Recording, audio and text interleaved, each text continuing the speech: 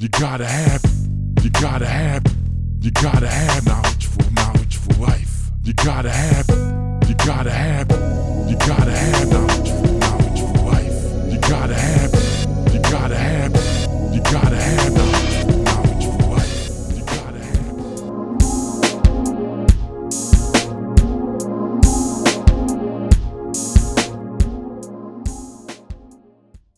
Hello everybody, how are you? Hi. I'm good, thank you. My name is Tamie Dixon-Tatum, and over here is Dave Smith, and we are co-owners of the Disaster Management Systems. And before we get started on telling you all about what Disaster Management Systems is all about, I want to tell you a little bit about Dave. Dave is the brainchild for Disaster Management Systems, and he has over 20 years of law enforcement experience. He also has a bachelor's in business. He is certified in incident management. He has experience in homeland security, continuity of operations, continuity of government. In other words, he's well qualified to put together such a disaster management system. And as for me, I have a master's in public affairs. I've got experience in human resources, human relations, and office management. And human relations basically is protecting civil and human rights. So, enough about us, and on to what disaster management systems is. Let me ask you all a question really quick. In the event of a disaster, by show of hands, how many of you are prepared to, you kind of so, get your hand up. So, you prepare to protect your family in the event of a disaster. Just 1, 2, maybe 2.5, 3, okay.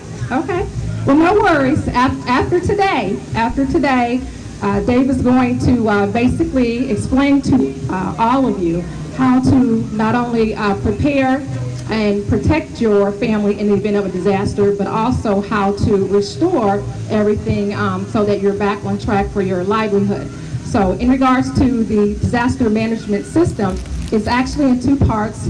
The first part here is actually a manual. I can pick it up and let everybody see the manual here. And in the manual, basically, it's fill in the blank type of information. So in regards to, and it helps you to capture information like pertinent medical insurance, in regards to the medicines and stuff that you take as well, emergency contact, home insurance, car insurance, and also a step-by-step guide, again, to prepare and protect your family in the event of a disaster. The other part of the kit is the actual kit itself, and it's equipped here, as you see, with a number of supplies.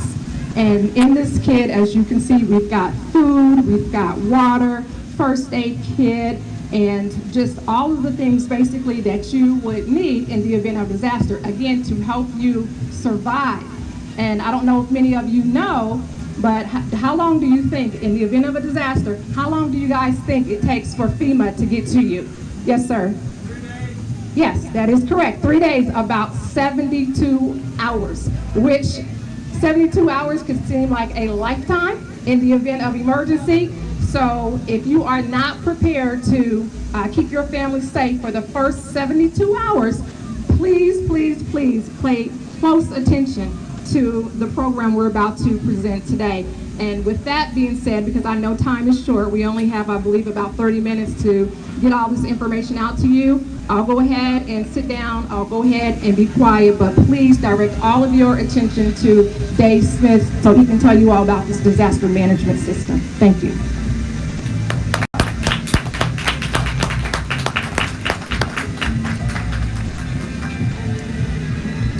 Thank you very much. Can everybody hear me okay? I'm not big on public speaking, but I prefer her to be up here to do it, but that's all right. She did a good job. Let's give her a hand. Again, my name is Dave Smith. I spent 20 years with the Indiana State Police. On the police department, I did lots of things. Part of that was actually developing the emergency response policies and procedures for the state police. From that is when I went over also and worked on the Indiana Department of Homeland Security Training Committee for 2 years. And while I was on the training committee, one thing I realized, it does take the federal government 72 hours to respond any place in the United States for any type of disaster. That number of 72 hours, there's no way they can reduce it. So I want to ask you this. When you left your home this morning, everything was all right. Is that correct? Yeah.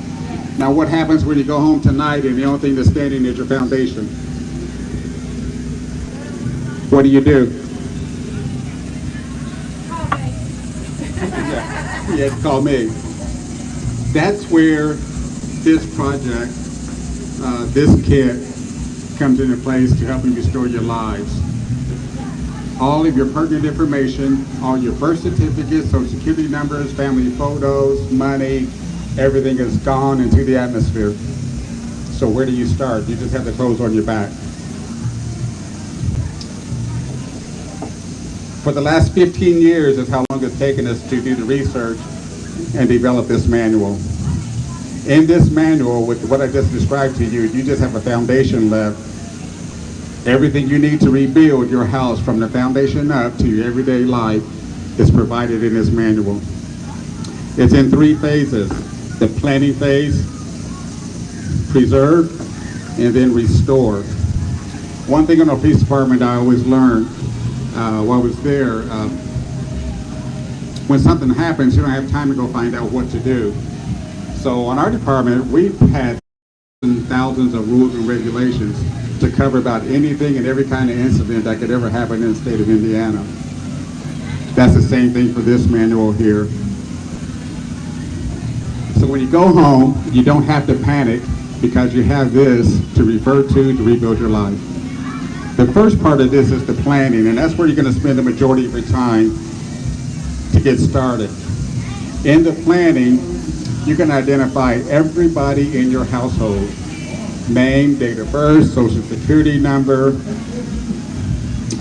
email information, cell phone information, how old are they? Where do they go to school, your kids? Where does mom and dad work? Who are their supervisors at work? What's the telephone number for the supervisor? What's the telephone number for the school? Who's the principal at the school? And so forth. You're also going to build emergency contacts for your family. If we have a major disaster and it happens at 11 a.m., mom and dad's at work, the kids are in school, we have a disaster, where do we meet our kids? And if you can't pick up your kids, who's the emergency contact person in your plan that's authorized to go pick up your kids for you? That's good. All that's going to be documented. Passport information, medical information. The medical information is very, very critical, but we're going to want pretty much a medical history on each person in your home. But we just want to know the basic information. Do they have any kind of any special illness? Are they allergic to any type of medication, any kind of allergies? Most importantly, what's the blood type? Does everybody here know what their blood type is? Why is that critical? Because if we have a mass casualty, the very first doctor that you see, they're going to have to guess, or they really need to know what's your blood type because they're not your regular doctor. So that's why it's important to have that documented in here as well.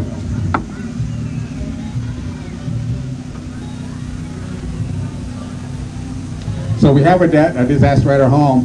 How are you going to communicate to the members of your family? And this, you're going to create your own communication plan. Everybody's going to know each other's telephone number. When you go to your home or your neighborhood, and if it's destroyed, we're going to ask you to designate one block of a meeting location that everybody automatically knows where to go if your home is destroyed. If you can't get there, then we're also going to have a backup location that everyone will meet.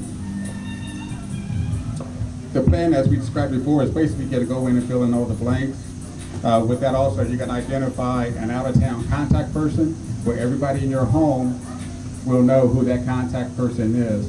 If you're here in Ohio, what's your nearest relative or a good friend in Indiana?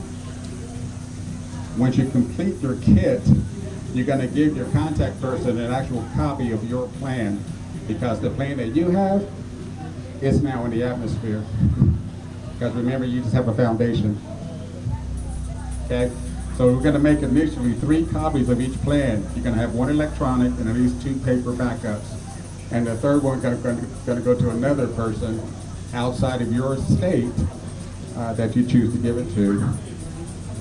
Some other information we're going to capture into the plan is financial planning. The electrical grid is down. That means we can't use our debit cards. You can't use a credit card. So how do you make your purchase? Cash. So part of the financial plan is that you have enough cash on hand to get you and all the members in your family that get you by for at least 30 days. Also, under the financial plan, you're going to document all of your insurance information: life insurance, medical insurance, car insurance, who's your agent, what's their telephone numbers, what's your policy numbers. All that's going to be documented. And I'm sorry I have to refer to this because there's too much to remember.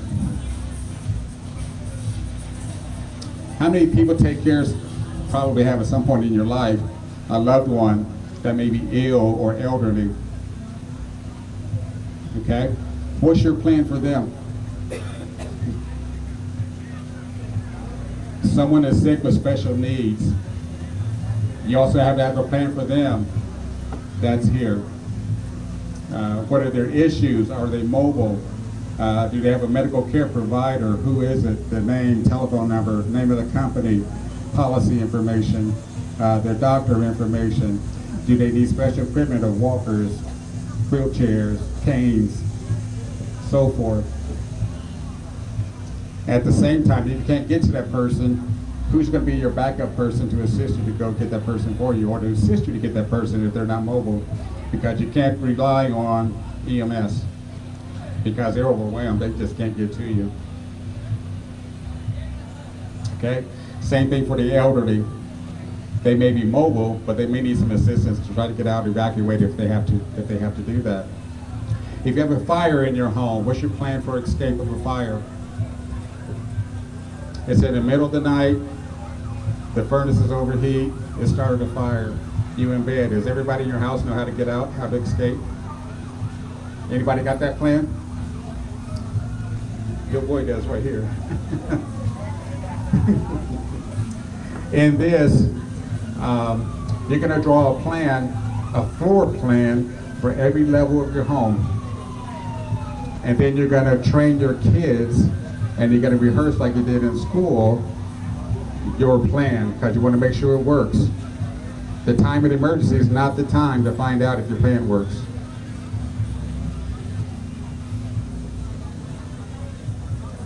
With that, what are you going to do if you have a chemical spill inside your home and need to evacuate? Or a railroad car is nearby within a half mile of your house, and all of a sudden the fire department's knocking on your door saying you have to evacuate within 20 minutes. Are you prepared? Anybody?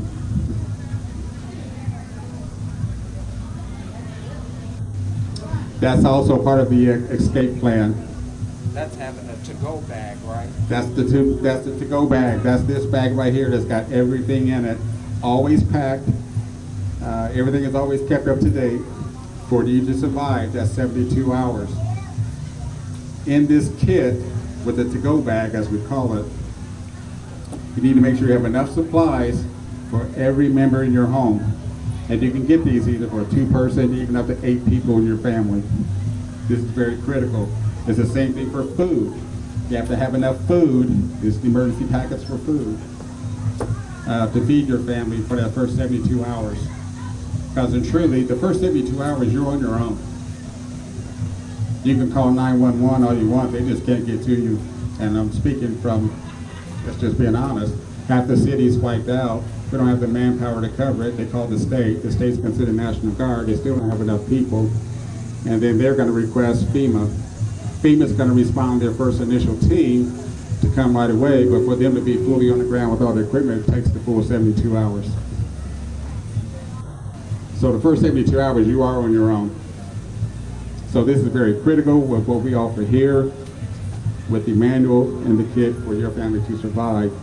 Some other things you're going to cover in the planning stage If you have a vacation home, you also need to plan for that. If you have a business, you need to plan for your business because they're going to be different than your plan at home.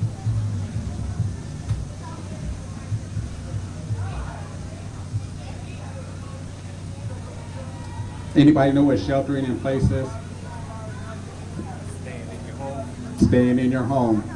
If you have any choice, if there's a train derailment and the ammonia is spilling out, does anybody have any idea how to make a shelter in place? We're going to cover that in here as well. Shelter in place is you're going to stock enough sheets of plastic sheeting, duct tape, and things like that. And you're going to basically go in like you see in some movies where we think they're, I would say maybe a scary movie, where they got the tape up around everything and into like one room. That's basically what you're going to do. You're going to seal yourself and your family into one room inside your home. And it has to be airtight. So any kind of chemicals that's out in the air does not get in. And for you to do that, you have to remember to turn off the furnace and air conditioner because that sucks the air in from the outside and you can't breathe it. Sheltering in place. Again, you're going to need your kit for that.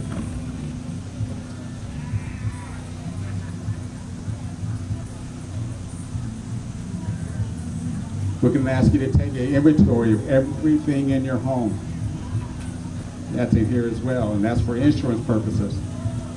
So we're going to ask you to go in and videotape every room, and then go through and document in here, and there's a sheet in here that is going to fill out the information. I'll just use an example of your television. What model television it is, what's the serial number, what's the model number, and what was the value at the time of purchase. Every little thing, to include all your clothes, carries some type of value, and you're going to need to show proof of that if you have to make an insurance claim. That's part of it as well. What about commuting to work and you have an emergency? You have a plan for that? You already made. What route do you take? What's the secondary route if you have to get one? If you take a bus or a train, what's the number? Which one do you get? Which train to go to work and which train to come home?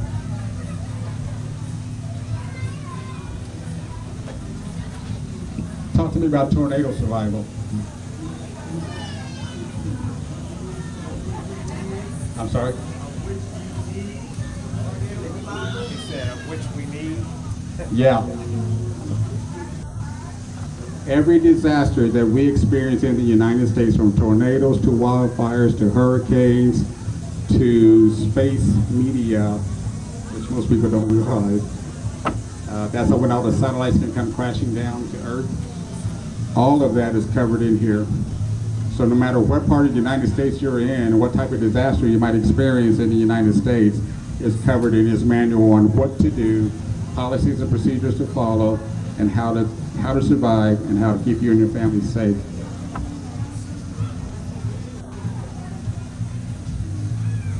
We even cover pandemic. I can't say the word today. Help me out. Pandemics. I think that's right. Pandemics. There we go. We even cover that. I'm going to move on now to, that's like the planning phase.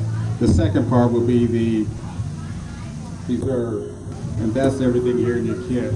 What we have here is just the very basic of stuff that you will need, and you may need additional items for your family depending on your family needs. There's two ways you can do this. In the manual, we recommend to you what supplies, and we have a list of supplies that you should be able to make your own kit out of. And it covers everything from food to water, flashlights, waterproof matches, if you ever heard of those, and just everything it takes to survive. Emergency shelter. Your home is gone, mass sheltering, there's no room for you. So how can you take and make some kind of shelter for you and your family? We're going to have tarps. This is the tent, as an example. Here's your shelter. Ponchos. Put some of these together and make a shelter if you have to. You know, you watch a TV series on how to survive, where the guys go out in the woods and all that stuff and live off the land. That's basically what we're doing for 72 hours. Water. We can live without food, but you cannot go without water. Now, what can you do if you don't have any access to water? Anybody? The toilet, I'm sorry? the toilet, Yep. the back of the, well, not it, but the back of the toilet. If it's there. That creek out there, a river, whatever that is. If it's there. Right. How many do you know, which I don't want to recommend this right now, but if it's to save my life, I'm going to go do it. But do you know you can actually go get water out of the river and use chlorine bleach, regular chlorine bleach, 9 drops per 1 gallon of the water coming out of the river. Shake it, you can drink it, it'll keep you alive. It may not taste good and you may get a little dirt, but when it comes to saving your life, I'm drinking it. You know, I heard in the Boy Scouts camp, you actually drink the urine one time. There's a way you can process to do that, yes.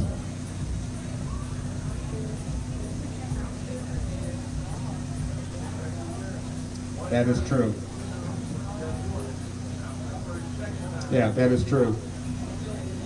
You can, actually what you need to do is take some kind of cloth or something like that and filter it first, and then let it seep through, and then the water that seeps through, you can drink that.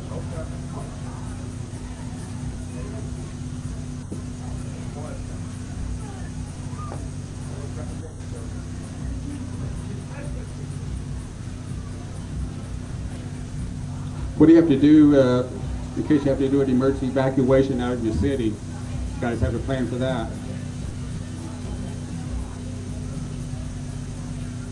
Emergency evacuation out of the city, you know how to do that. You know what the policy is for the city, where everybody in the cities has to evacuate for some reason. For you. He's a smart kid. I need him to go with me. He is smart. But emergency evacuation plan for your family as well. Not only get out of your home in case you have a fire or a chemical spill, but if there's a, say you're in Florida and there's a hurricane coming through, then what's the procedures to evacuate the city like they do in that area? If you can make your own temporary shelter, there is a thing that once FEMA does get here, they would have what they call mass care shelters, but that's going to fill up right away again. Everybody can't get into the school gym and sanctuaries of the churches. Okay? If you ever have to do that, you need to keep in mind we all love our pets, and pets we consider some of them part of the family, but a lot of those emergency shelters like that will not accept pets.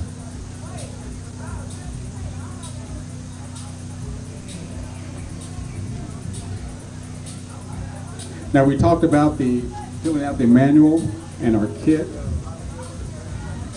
A couple places where you want to store your kit is definitely one in the home, and you also want to keep some type of a backup emergency kit in the trunk of your car. And possibly a third kit to a trusted friend or family there again that's outside your city or state that can actually like FedEx it to you if they have the opportunity, where you can at least get it overnight. We're also going to cover here about military preparedness, if you're active or not, and what the procedures are depending on what branch of military that you're in and how to report in. So with that, I'm going to go ahead and move on to the third part, which is restore. Restore basically is you're going to go back to your home to see what, hopefully you have anything left. But when you do that, you have to be careful because when you have floods or high waters and things like that, you got to watch out for the animals. Snakes, alligators, anything else that may be in the water. Even a dog. If it's not your dog, the dog's going to be scared, so you don't want to approach any pet. Okay? Before you enter home again, you want to see what kind of structural damage you have outside your home. So you want to do an outside evaluation. If you smell gas, don't go in your house. Simply put, don't go in. The kit also has an emergency tool here that if you don't smell gas, you can go ahead and turn off your gas meter anyway just to be safe. With that, last but not least is all the procedures and everything you need to know on how to qualify for FEMA and all the documentation that you're going to have to take with you to FEMA to qualify for any kind of disaster assistance funds. I know I've covered this very quick. There's been it's been about a 15-year process for research and writing all this, but I kind of just touched on some headline topics. that we cover, and believe me, there's lots and lots more. But maybe at another time we can come back, have any questions, I'll be happy to answer your question. And I think that maybe in a couple of months we're going to try to do some type of follow-up where we can actually go a little further and actually more detailed step by step on everything in this manual on how to survive. Any questions?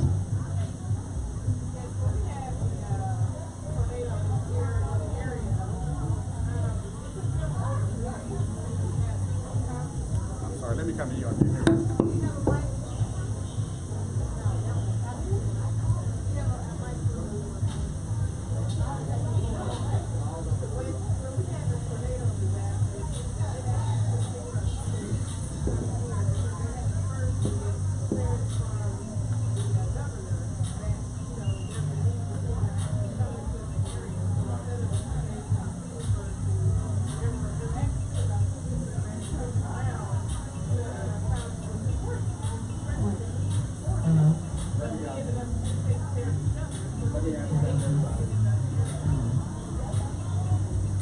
Her question was, politics got involved, that's what happened. Anytime there's a disaster, the city mayor will contact the governor, saying we need assistance. The governor then will activate 9 times out of 10 the National Guard.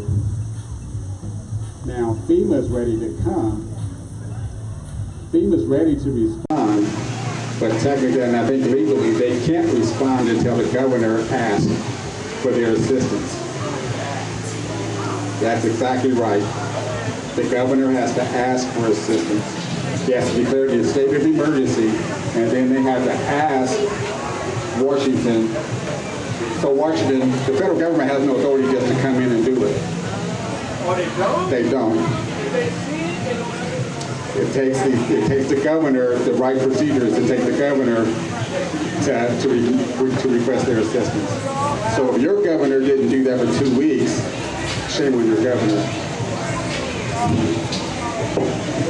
I know. Are there any more questions? Because I know he wants us to wrap things up real quick. Yes, ma'am. Is there an website or email? Yes, they will come around and share our information with everyone. And just real quick too, also what's a part of this guide is active shooter. I know this area has had mass shooting. Also in this manual, there's steps to prepare you all for. You gotta have knowledge for life. You gotta have knowledge for life.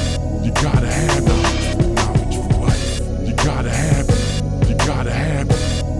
You gotta have knowledge for life. You gotta have knowledge for life. You gotta have knowledge for life. You gotta have knowledge for life. You gotta have